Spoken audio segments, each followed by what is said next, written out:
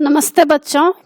आज मैं आप लोगों को क्लास 10 क्षितिज का पाठ बाल गोविंद भगत इसका मैं फुल एक्सप्लेनेशन करने जा रही हूँ। और इससे पहले भी मैं क्लास 9, क्लास 10 कृतिका, क्षितिज, स्पर्श, संचयन इसका मैं सारा वीडियो बना चुकी हूँ। और हिंदी व्याकरण का बहुत सारा चैप्टर मैं आसान रूप में पढ़ाई हूँ। तो इन सब को देखने के लिए आप ऊपर दिए गए आई बटन पर क्लिक करके देख सकते हैं, या नीचे दिए गए डिस्क्रिप्शन बॉक्स में देख सकते हैं, या प्लेलिस्ट में जाकर देख सकते हैं। और बच्चों, अभी हम लोग पाठ शुरू करते हैं बाल गोविंद भगत, और इनके लेखक रामवृक्ष वेनीपुरी जी हैं। तो प्रस्तुत पाठ एक रेखा चित्र है। इस पाठ में लेखक बाल गोविंद भगत, जो कि एक कबीर के भक्त हैं, उनका बहुत ही सुंदर चित्र उपस्थित किए हैं।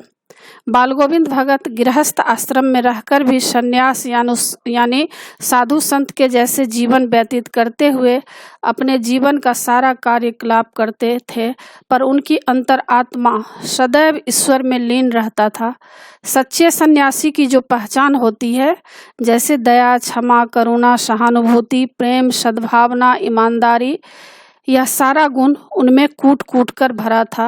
वे छल, कपट, मोह, झूठ, बेईमानी, ईर्ष्या, द्वेष, इन सभी अवगुणों से ऊपर उठ चुके थे। एक एक सांस प्रभु की याद करते हुए अपना दिनचर्या का काम करते थे। यानी जिसका हृदय भक्ति के रस में सराबोर हो, उसमें छलकन कहाँ। ऐसे थे बाल गोविंद भगत। लेखक इस चरित्र के माध्यम से यह बताना चाहते हैं कि कोई पहनावे से कि उसने क्या पहना है और किस जाति का है, इससे वह साधु या सन्यासी नहीं बन जाता, बल्कि उसके मानवीय गुण ही उसे साधु बनाते हैं कि वह किस तरह जीवन यापन करता है, किससे कैसा व्यवहार करता है, समाज में किस तरह से सबके साथ रहता है। इन्हीं सभी मानवीय गुणों के कारण लेखक बाल गोविंद भगत को एक सच्चे सन्यासी कहा है। तो चलिए पाठ शुरू करते हैं। बाल गोविंद भगत मझोले कद के गोरे चिट्ठे आदमी थे। अब बाल गोविंद भगत का बाहरी रूपरेखा इसमें दिखाया गया है कि बाल गोविंद भगत किस तरह के थे। तो वे मीडियम हाइट था उनका, मझोले कद, ना ज़्यादा लंबे थे ना छोटे थे, बीच के कद को मझोले कद कहा जाता है। और गोरे चिट्ठे थे, मतलब उनका रंग जो था साफ था। 60 से ऊपर के ही होंगे, मतलब उनका उम्र 60 वर्ष हो गया था। बाल पक गए थे। लंबी दाढ़ी या जटाजूट तो नहीं रखते थे। लंबी दाढ़ी या जटाजूट मतलब बाल भी लंबे नहीं रखते थे, किंतु हमेशा उनका चेहरा सफ़ेद बालों से ही जगमग किए रहता था। मतलब उनका जो है चेहरा सफ़ेद बालों से, यानी उनका बाल सफ़ेद हो गया था। कपड़े बिल्कुल कम पहनते थे, कमर में एक लंगोटी मात्र, और सिर में कबीर पंथियों की सी कनफटी टोपी थी। जैसे संत कबीर जी कनफटी टोपी पहनते हैं, कान तक का टोपी रहता है, उसी तरह के टोपी बाल गोविंद भगत पहनते थे। जब जाड़ा आता एक काली कमली ऊपर से ओढ़े रहते, और ठंडे के दिनों में एक काले कंबल ओढ़ते थे। मस्तक पर हमेशा चमकता हुआ रामनंदी चंदन, जो नाक के एक छोर से ही औरतों के टीके की तरह शुरू होता, और मस्तक पर हमेशा उनका रामनंदी चंदन मतलब सैंडल जिसको बोलते हैं, वे नाक के एक छोर से, जैसे औरतें जहाँ तक बिंदी लगाती है वहाँ तक लगाया करते थे। और गले में तुलसी की जड़ों की एक बेडोल माला बांधते थे। और तुलसी की जो जड़ होती है उसको काट के मोतियों के जैसे बहुत सुंदर सुंदर माला बनता है। देखेंगे कि मंदिर के आसपास अगर आप जाएंगे तो कहीं कहीं यह माला दुकान में बिकते रहता है, जिसमें पूजा पाठ का सामान मिलता है। तो वे तुलसी की जड़ों की एक बेडोल माला पहनते थे। ऊपर की तस्वीर से यह नहीं माना जाए कि बाल गोविंद भगत साधु थे। मतलब ऊपर के जो भी आप लोग इनका रूपरेखा देखे होंगे, इनको देख के ऐसा नहीं लगता था कि वे एक साधु थे। नहीं, बिल्कुल गृहस्थ थे। मतलब वे गृहस्थ थे, मतलब उनकी गृहिणी थी, मतलब उनकी पत्नी भी थी, लेकिन लेखक को इस बात की याद नहीं है। तो हो सकता है उनकी पत्नी मर चुकी होगी। उनके बेटे और पतोहू को मैंने देखा था। लेखक यहाँ बता रहे हैं कि उनके बेटे और पतोहू जो बेटे की पत्नी होती है, उनको लेखक देखे थे। थोड़ी खेती बाड़ी भी थी, एक अच्छा साफ सुथरा मकान भी था। तो इस तरह से आप लोग बाल गोविंद भगत के बारे में जाने, रूपरेखा, उनके बच्चे, उनकी पतोहू के बारे में हम लोग जान गए। अब आगे लेखक बताते हैं, किंतु खेती बाड़ी करते, परिवार रखते भी बाल गोविंद भगत साधु थे, साधु की सब परिभाषाओं में खरे उतरने वाले। यहाँ पर लेखक कह रहे हैं कि खेती बाड़ी भी करते थे, जैसे किसान खेत में धान की फसल करते हैं, गेहूं मक्का वगैरह जो भी होता है, तो उसी तरह बाल गोविंद भगत खेती बाड़ी भी करते थे, परिवार भी रखते थे, उनके परिवार भी था। और बाल गोविंद भगत साधु थे। साधु मतलब साधु का जो भी परिभाषा होता है, साधु के अंदर जो गुण होता है, यह सारा गुण बाल गोविंद भगत में कूट कूट कर भरा था। कबीर को साहब मानते थे और वे कबीर के भक्त थे। कबीर को साहब मानते थे, गुरु मानते थे। साहब किसको कहते हैं? जो गुरु होते हैं। तो कबीर को वे साहब मानते थे। उन्हीं के गीतों को गाते, उन्हीं के आदेशों पर चलते। और कबीर साहब जो गीत गाते थे, जैसे कबीर साहब के आप साखियाँ पढ़ते होंगे, कविता पढ़ते होंगे, तो उसमें क्या बताया गया है? कबीरदास जी के जो भी साखी और शब्द वगैरह है, उसमें जीवन की सच्चाई को दिखाया गया है। ऐसा नहीं है कि हंसी मजाक करके कोई भी कविता वो लिखे हैं। उनकी एक एक पंक्ति, कबीरदास जी की एक एक पंक्ति में जीवन से संबंधित बातें हैं। ईश्वर को कैसे पाया जा सकता है, और मनुष्य को जीवन में किस तरह से रहना चाहिए, और बहुत सारी बातें हैं। जीवन में संकीर्णता नहीं, रूढ़िवादिता और जाति प्रथा, इसका भी वे विरोध किए हैं। तो एक एक जो मानवीय गुण होता है, उनके साखी और शब्द में भरा हुआ है। तो ये जो है बाल गोविंद भगत क्या करते थे? कबीर को साहब तो मानते ही थे, साथ ही उनके जो गीत हैं, उनकी जो साखियाँ हैं, उनको वे हमेशा गुनगुनाते रहते थे, गाते रहते थे, और उन्हीं के आदेशों पर चलते थे। आदेश मतलब कबीरदास जी किस तरह के जीवन जीने के लिए कहा गया है, तो यह सब उनके साखी और शब्द में मिलता है। सत्संग में जाते थे तो वहाँ पर भी उनको बहुत सारी जानकारी मिलती थी कि कबीरदास जी किस तरह अपने जीवन यापन करते थे, कैसे परिवार में रहते थे, झूठ नहीं बोलना, चोरी नहीं करना, नशा नहीं खाना, और झूठ, चोरी, नशा, व्यभिचार होता है, यह सब जो भी बातें होती है, आदेश उनका है, यह सब का पूरा पालन करते थे। और कभी झूठ नहीं बोलते थे, खरा व्यवहार रखते थे। मतलब खरा मतलब अच्छा व्यवहार सबके साथ रखते थे। किसी से भी दो टूक बात करने में संकोच नहीं करते थे, और किसी से भी जो भी बातें हैं उसको सीधी सीधी वे बातें किया करते थे। कभी भी किसी बात में संकोच नहीं करते थे, जो भी बात है उसको मुंह पर कह देते थे। सच्चाई जो कहना है उनको वे छिपाते नहीं थे, वे कह देते थे। न किसी से खाम खा झगड़ा मोल लेते थे। झगड़ा मोल लेना मतलब ऐसा नहीं कि मोल खरीदते थे, मोल यहाँ है पंगा के लिए। मतलब वे किसी से पंगा नहीं लेते थे, झगड़ा नहीं लेते थे। बेमतलब का होता है ना, लोग थोड़ी सी बात हो गई और उस पर झगड़ा लोग करने लगते हैं, लड़ाई दंगा फसाद करने लगते हैं। तो वे किसी से इस तरह का व्यवहार नहीं करते थे। तो यहाँ इसमें उनका व्यवहार दिखाया गया है कि किस तरह का वे जीवन यापन करते थे। किसी की चीज़ नहीं छूते थे, न बिना पूछे व्यवहार में लाते थे। और चाहे कितना भी कीमती चीज़ किसी का पड़ा हो, बिना पूछे हुए वे कभी भी कोई सामान किसी का नहीं छूते थे, और न कभी व्यवहार में उस चीज़ को लाते थे, यानी कभी भी किसी का चीज़ नहीं लेते थे। इस नियम को कभी कभी इतनी बारीकी तक ले जाते कि लोगों को कौतूहल होता, यानी इस बात को वे कभी कभी इतनी बारीकी मतलब इतने ढंग से ले जाते थे कि लोग को आश्चर्य लगता था कि ये इतने तक मतलब नियम का पालन करते हैं। कभी वह दूसरे के खेत में शौच के लिए भी नहीं बैठते थे। अभी के ज़माने में सबके घर में टॉयलेट है, लैट्रिन की व्यवस्था है, लेकिन पहले के ज़माने में क्या था, किसी के घर में लैट्रिन की व्यवस्था नहीं थी तो लोग बाहर जाते थे, मैदान में, खेत में लोग टॉयलेट के लिए, लैट्रिन के लिए जाते थे। तो लोग पहले क्या करते थे, लोगों का जो अपना खेत होता था तो उस खेत में पॉटी नहीं करके लोग दूसरे के खेत में चले जाते थे, अपना खेत को बचाते थे कि हम अपने खेत को गंदा नहीं करेंगे।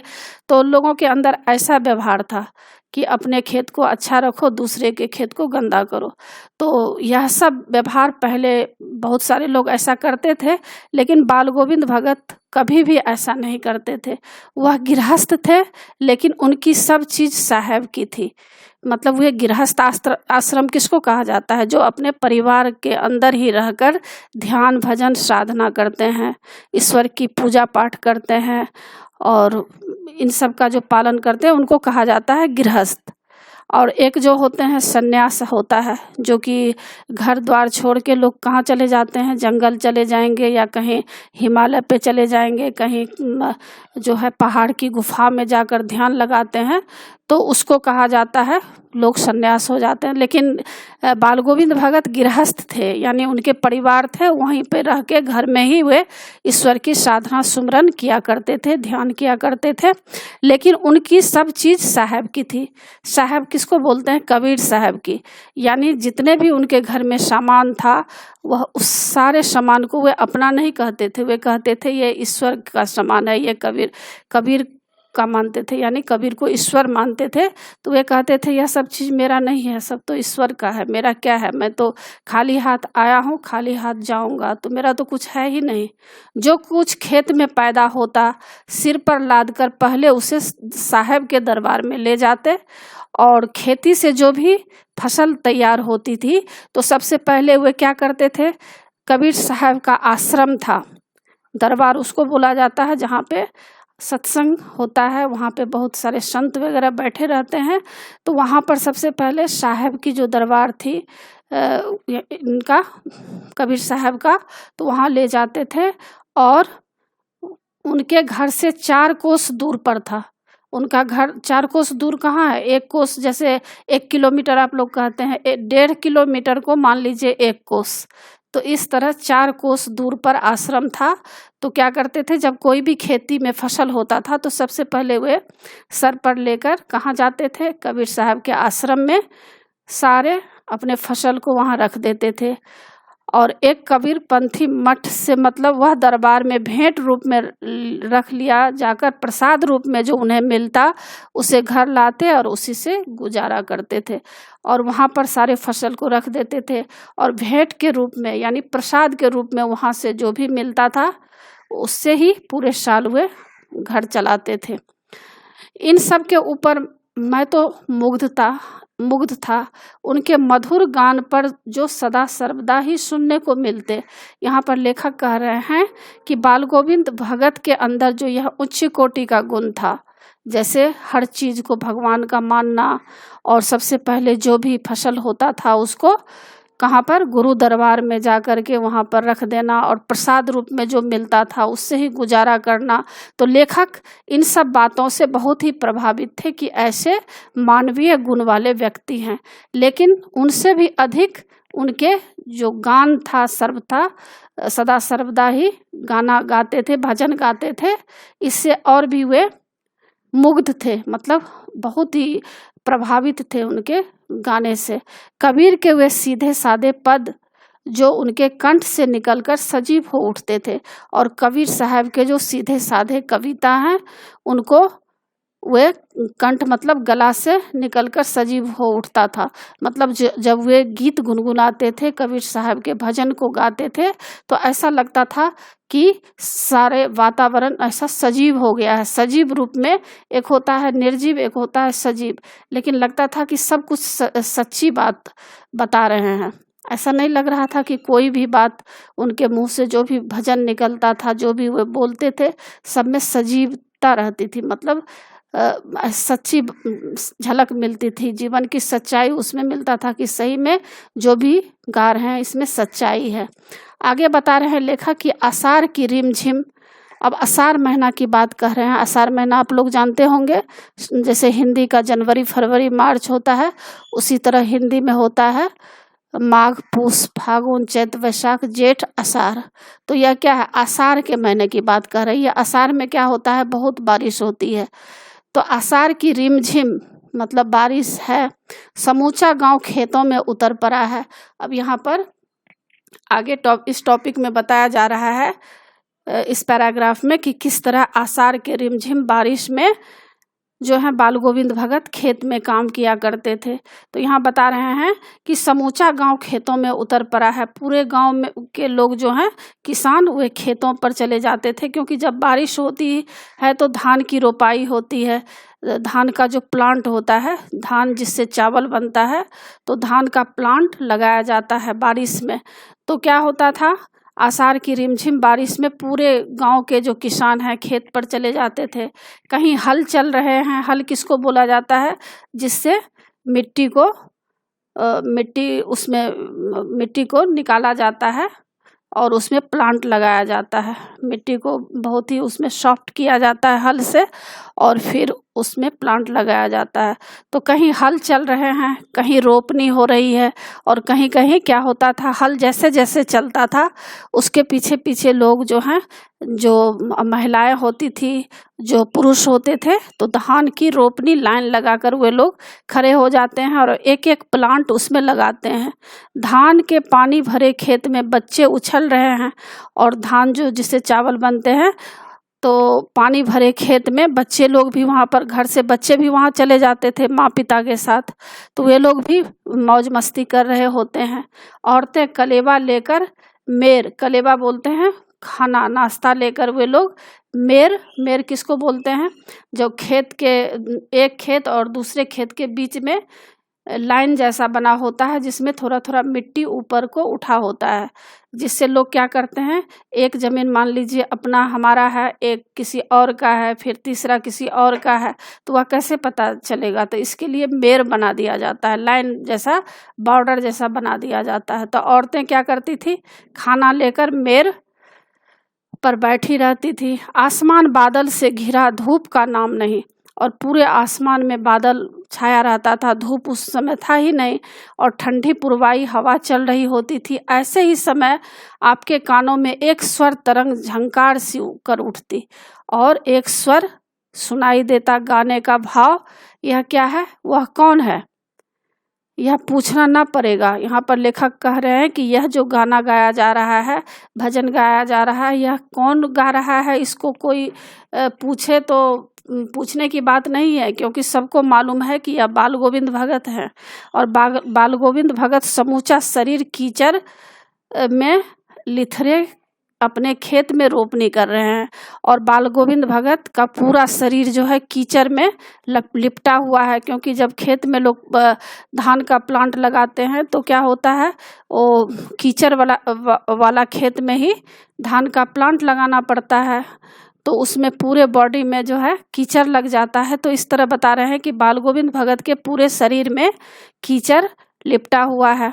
उनकी उंगली एक एक धान के पौधे को पंक्तिबद्ध खेत में बिठा रही है। और क्या होता है, धान की खेत में जब धान लगाया जाता है, पौधे लगाया जाता है, तो लाइन में, पंक्तिबद्ध मतलब लाइन में लगाया जाता है। तो इस तरह से बाल गोविंद भगत लगा रहे हैं। उनका कंठ एक एक शब्द को संगीत के जीने पर चढ़ाकर कुछ ऊपर स्वर्ग की ओर भेज रहा है, और कुछ को इस पृथ्वी के मिट्टी पर खड़े लोगों के कानों की ओर। और यहाँ पर कह रहे हैं कि उनका कंठ मतलब गला से एक एक शब्द जो संगीत का निकल रहा था, भक्ति संगीत का, वह ऐसा लगता था जैसे कोई सीढ़ी पर ऊपर, जैसे सीढ़ी पर कोई चढ़ता है, तो उस तरह से स्टेप बाय स्टेप ऐसा वो गा रहे थे। तो ऐसा मतलब भक्ति का भाव वहाँ पर दिखाई देता था, ऐसा लोग उसमें झूम उठते थे। सारे खेत पर जो काम करने वाले किसान होते थे, सब उनके साथ गाने लगते थे, और ऐसा लगता था कि उनका संगीत स्वर्ग की ओर जा रहा है, मतलब भगवान के पास उनका संगीत जा रहा है। और कुछ लगता था जैसे इस पृथ्वी की मिट्टी पर खड़े लोगों के कानों में, और कुछ लोगों के कानों तक पहुंच रहा है। बच्चे खेलते हुए झूम उठते हैं, मेर पर खड़ी औरतों के ओठ कांप उठते हैं, और जो मेर पर खड़ी औरतें वहां पर थी, वे भी उनके साथ साथ गुनगुनाने लगती है। हलवाहों के पैर ताल से उठने लगते हैं, और जो हल जोत रहे होते हैं वे भी झूमने लगते हैं, तेजी से काम होने लगता है। रोपनी करने वालों की उंगलियां एक अजीब क्रम से चलने लगती है और उस समय सबके अंदर उत्साह छा जाता है। उनके जो संगीत का भाव सबके अंदर जो है ऐसा साहस भर देता था कि लगता था कि अपने आप उंगली चल रही है, फटाफट सारा काम जल्दीबाजी में हो जाता था।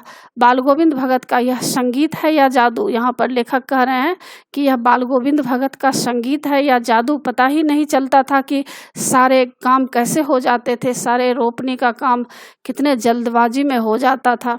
आगे लेखक बता रहे हैं कि भादों की वह अंधेरी अधरतिया, मतलब अब भादों का बात इसमें कह रहे हैं।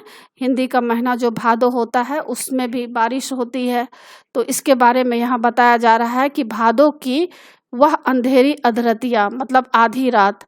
अभी थोड़ी ही देर पहले मूसलाधार वर्षा खत्म हुई थी और थोड़ी ही देर पहले वर्षा तो खत्म हुई ही थी। बादलों की गरज, बिजली की तरफ में आपने कुछ नहीं सुना हो, किंतु अब झिल्ली की झंकार या दादुरी की टर्टर बाल गोविंद भगत के संगीत को अपने कोलाहल में डुबा नहीं सकती। और यहाँ पर कह रहे हैं कि भादों की अंधेरी रात में मूसलाधार बारिश हो रही है और बादलों की गरज मतलब जो थंडरिंग होती है, बादल जो गरजते हैं, बिजली की तरफ लाइटिंग मतलब बिजली जो चमकती है, तो उस समय आपने कुछ सुना हो, आवाज़ तो आती है, किंतु अब झिल्ली, झिल्ली किसको बोला जाता है? झिंगुर, जिसको हम लोग बोलते हैं कॉकरोच, तो कॉकरोच की भी आवाज़ होती है। और दादुरु, दादुरु बोलते हैं मेढक को, और मेढक टर्टर बाल गोविंद भगत के संगीत को अपने कोलाहल में डुबो नहीं सकती। तो यहाँ पर लेखक का कहने का मतलब यह है कि जब भादों में बारिश हो रही होती है मूसलाधार, तो उसमें इतनी आवाज़ तो आती ही है, फिर बादलों की गरज की भी आवाज़ आती है और उस समय जो बिजली चमकता है आकाश में तो बहुत ही तेज़ आवाज़ आती है। फिर क्या होता है, कॉकरोच जो होते हैं झिंगुर, झिल्ली भी की भी आवाज़ सुनाई देती है। और एक तरफ देखिए तो यहाँ मेढक टर टर टर टर कर रहे हैं। मतलब इतने कोलाहल वाले वातावरण में जो है बाल गोविंद भगत का जो संगीत शुरू होता था, संगीत उनका ऐसा था कि सारे चीज़ से आगे इनका संगीत का आवाज़ सुनाई देता था। सारे चीज़ ऐसा लगता था कि सब कुछ भी आवाज़ नहीं है, सिर्फ बाल गोविंद भगत का जो संगीत है यही सबको सुनाई देता था। इतने भाव में और इतने तल्लीनता में वे गाते थे। इसके बारे में लेखक बता रहे हैं। आगे बता रहे हैं कि उनकी खंजरी ढिमक ढिमक बज रही है और वे गा रहे हैं। उनकी खंजरी क्या होता है? खंजरी एक तरह के ढपली टाइप का होता है जिस पर ताल देकर बजाता है, लोग संगीत करते समय ढपली बजाया जाता है। तो उस समय क्या करते थे, बाल गोविंद भगत अपनी ढपली बजा रहे हैं और एक गीत गा रहे होते हैं। कौन सा गीत? गोदी में पियवा चमक उठे सखिया चिहुक उठे ना। हाँ, पिया तो गोद में ही है, किंतु वह समझती है कि वह अकेली है, चमक उठती है, चिहुक उठती है। उसी भरे बादलों वाले भादों की रात में उनका यह गाना अंधेरे में अकस्मात कौंध उठने वाली बिजली की तरह किसे न चौंका देता। तो यहाँ पर जो इनका गाने का बोल है, गोदी में पियवा, यानी वे कहना चाह रहे हैं कि गोदी में पिया से मतलब है कि आत्मा, मतलब उनके शरीर में ही आत्मा है और ईश्वर है, और लोग इधर उधर जो है उनको खोजते हैं, बाहर ईश्वर को ढूंढते हैं, और इसी बात को इसमें कहा गया है। तो कहा गया है कि उसी भरे बादल वाले भादों की रात में उनका यह गाना अंधेरे में अकस्मात कौंध उठने वाली बिजली की तरह किसे न चौंका देता। और इस तरह से लोग चौंक जाते थे उनके गाना को सुन करके। अरे अब सारा संसार निस्तब्धता में सोया है, बाल गोविंद भगत का संगीत जाग रहा है, और उस समय सारा संसार जो है सोया हुआ रहता था और बाल गोविंद भगत जो है गा रहे होते थे, ईश्वर की याद में जगे रहते थे और उनकी याद कर रहे होते थे और गाते थे कि तेरी गठरी में लागा चोर मुसाफिर जाग भरा। यानी हे मनुष्य, कह रहे थे कि तुम्हारे जो असली संपत्ति है, यानी तुम्हारा जो ईश्वर है, उसको कोई लेकर, मतलब तुम्हारे संपत्ति को लेकर कोई भाग रहा है। तेरी गठरी में लागा चोर, तुम्हारे जो असली चीज़ है उसको कोई चोर मुसाफिर, तुम जग जाओ। यानी यहाँ पर इस बात को कह रहे हैं कि तुम जग जाओ, सतर्क हो जाओ, नहीं तो लूटे जाओगे इस संसार में। क्योंकि काल कब आकर किसको अपने मुंह में लेकर निगल जाए कहना मुश्किल है। तो इसीलिए इस गाना को गाते थे, तेरी गठरी में लागा चोर मुसाफिर जाग जरा है। मुसाफिर तुम जग जाओ। मुसाफिर कहा गया है, संसार के लोगों को कहा गया है कि संसारी लोग तुम लोग इस तरह से सोए मत रहो, क्योंकि पता नहीं यह मौत कब आ जाए और तुमको यहाँ से फिर किस जोनी में चला जाएगा, तुम इसका कोई ठिकाना नहीं है। इसलिए अभी से तुम जाग जाओ, सतर्क हो जाओ। तो इस तरह के गाने का बोल होता था। उनको लोगों को सतर्क किया करते थे, लोगों को सच्चाई से अवगत किया करते थे। तो बच्चों, यह इन्हीं के साथ यह पाठ समाप्त होता है। यह पार्ट 1 है, और क्योंकि यह लंबा पाठ है इसलिए मैं इसको पार्ट 1 यहाँ तक समाप्त करती हूँ और पार्ट 2 मैं बना रही हूँ। तो पार्ट 2 देखने के लिए आप ऊपर दिए गए आई बटन पर क्लिक करके देख सकते हैं, या नीचे दिए गए डिस्क्रिप्शन बॉक्स में देख सकते हैं, या प्लेलिस्ट में जाकर देख सकते हैं। और बच्चों, आप एग्ज़ाम के लिए अच्छी तरह तैयार कर लीजिएगा और मेरे चैनल देवज नागरी को ज़रूर सब्सक्राइब कीजिएगा। और सब्सक्राइब के बगल में बेल आइकन बटन है, उसे क्लिक कीजिएगा, लाइक कीजिएगा और शेयर कीजिएगा। कमेंट्स ज़रूर कीजिएगा कि आपको यह पाठ कैसा लगा। नए पाठ के साथ फिर मैं मिलूँगी बच्चों। धन्यवाद।